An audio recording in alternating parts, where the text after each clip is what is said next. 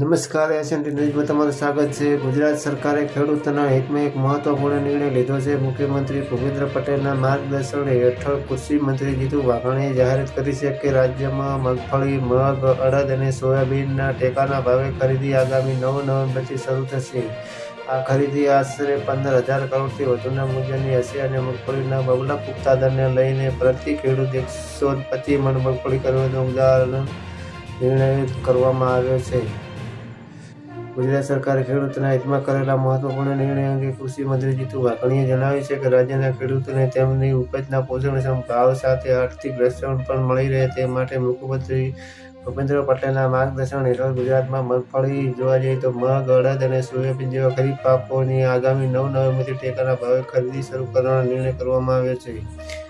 મંત્રીએ આ સંદર્ભે જણાવ્યું છે કે દેશના ખેડૂતોને આર્થિક નુકસાનથી બચાવવા વડાપ્રધાન નરેન્દ્ર મોદીના માર્ગદર્શન હેઠળ ટેકાના ભાવમાં ચાલુ વર્ષે નોંધપાત્ર વધારો કરવાનો નિર્ણય કરવામાં આવ્યો છે। ગત વર્ષની સરખામણીએ ચાલુ વર્ષે મગફળીના ભાવમાં પ્રતિ ક્વિન્ટલ જોવા જઈએ તો ₹480, અડદના ભાવમાં ₹400 અને સોયાબીનના ભાવમાં પ્રતિ ક્વિન્ટલ ₹437નો ભાવ વધારો કરવામાં આવ્યો છે।